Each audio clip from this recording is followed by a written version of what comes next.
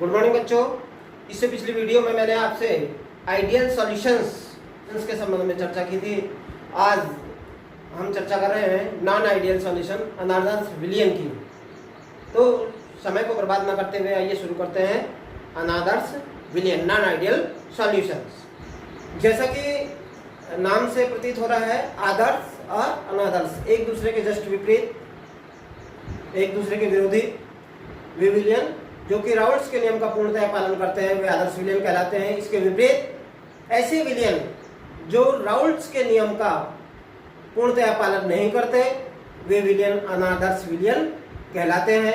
ऐसे विलियन जो किसी निश्चित ताप या सांद्रता पर राउल्ट्स के नियम का पूर्णतः पालन नहीं करते, अर्थात ऐसे विलियन जिनके बनाए जाने पर उस विलियन में उपस्थित अवयव के आयतन परिवर्तन की दर शून्य नहीं होती, वे अनादर्श विलियन होते हैं, अनादर्श विलियन की श्रेणी में आते हैं। इसी प्रकार इस प्रकार के विलियन में एंथैल्पी परिवर्तन की दर शून्य नहीं होती, वे अनादर्श विलियन की श्रेणी में आते हैं। वे विलियन जिनके अवयवों के आंशिक दाब का योगफल के कुल दाब के योगफल के बराबर नहीं होता, ऐसे विलियन अनादर्श विलियन कहलाते हैं। तो इस प्रकार से तीन मुख्य बिंदु अनादर्श विलियन के निकल के आते हैं। कौन कौन से ये बिंदु हैं? सबसे पहला कि इनके अवयवों का जो आंशिक दाब PA और PB है उसका योगफल विलियन के कुल दाब P के बराबर नहीं होता, अर्थात विलियन का कुल दाब P is equal not to PA naught into XA plus PB naught into XB।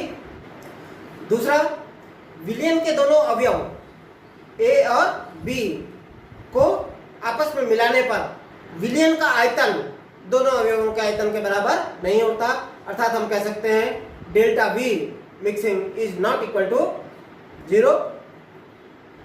तीसरी कंडीशन, दोनों अवयव A और B को मिलाने पर एंथैल्पी परिवर्तन शून्य नहीं होता, हम कह सकते हैं delta H mixing is not equal to 0। अनादर्श विलियन दो प्रकार के होते हैं। पहला, वे विलियन जो कि राउल्ट्स के नियम से धनात्मक विचलन प्रदर्शित करते हैं, और दूसरा वे विलियन जो कि राउल्ट्स के नियम से ऋणात्मक विचलन प्रदर्शित करते हैं। धनात्मक विचलन प्रदर्शित करने वाले अनादर्श विलियन, इन विलियनों में उपस्थित प्रत्येक अवयव, जैसे कि हमने यहाँ पर दो अवयव माने हैं A और B, इनके आंशिक वाष्प दाब राउल्ट के नियम से निर्धारित किए गए वाष्प दाब से अधिक होता है। जैसा कि आपके सम्मुख ये ग्राफ, इसमें PA is greater than PA naught into XA and PB is greater than PB naught into XB, जो कि धनात्मक अनादर्श विलियन प्रदर्शित करता है। इस प्रकार का विचलन उन विलियनों के द्वारा प्रदर्शित किया जाता है जिसमें कि विलायक विलायक और विलेय विलेय के मध्य आकर्षण बल विलेय और विलायक के मध्य आकर्षण बलों से प्रबल होता है। साथ ही विलेय और विलायक को मिलाने के पश्चात विलियन का आयतन अवयवों के आयतन के योगफल से अधिक हो जाता है। तो हम कह सकते हैं V mixture is greater than volume of A plus volume of B, means V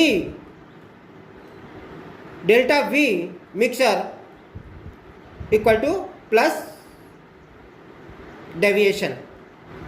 अवयव A और B को मिलाने पर ऊर्जा का अवशोषण होता है, अर्थात एंथैल्पी का परिवर्तन धनात्मक होता है।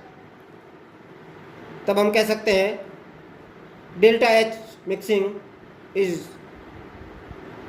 Greater than the enthalpy of A and B। कुछ एग्जाम्पल जो कि राउल्स के नियम से धनात्मक विचलन प्रदर्शित करते हैं, जैसे एथेनॉल है का एसीटोन के साथ मिश्रण, मेथिल अल्कोहल का जल के साथ मिश्रण, एथिल अल्कोहल का साइक्लोहेक्सेन के साथ मिश्रण, एसीटोन का ईथर के साथ मिश्रण। दूसरे प्रकार का विलयन होता है ऋणात्मक विचलन प्रदर्शित करने वाले अनादर्श विलयन। इन विलयनों में उपस्थित प्रत्येक अवयव के आंशिक वाष्प दाब राउल्ट के नियम से निर्धारित किए गए वाष्प दाब से कम होते हैं। अर्थात हम कह सकते हैं PA is lower than PA not into XA और PB is lower than PB not into XB। ये आपके सम्मुख ग्राफ जो कि राउल्स के नियम से ऋणात्मक विचलन को प्रदर्शित करता हुआ, इस प्रकार से कहा जा सकता है कि उन विलयनों के द्वारा इस प्रकार का विचलन प्रदर्शित किया जाता है जिनमें विलायक विलायक और विलेय विलेय के मध्य अन्योन्य क्रिया या आकर्षण बल विलेय और विलायक के अन्योन्य क्रियाओं से दुर्बल होती है। इस प्रकार के विलयन में A और B अवयवों को मिलाने के पश्चात विलयन का आयतन कम हो जाता है, अर्थात ये नेगेटिव डेविएशन को प्रदर्शित करते हैं। तब हम कह सकते हैं डेल्टा V मिक्सचर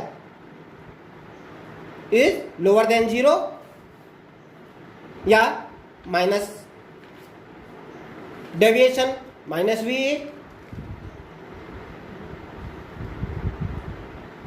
ऋणात्मक विचलन को प्रदर्शित करने वाले अनादर्श विलयन जैसे क्लोरोफॉर्म का एसीटोन के साथ मिश्रण, क्लोरोफॉर्म का बेंजीन के साथ मिश्रण,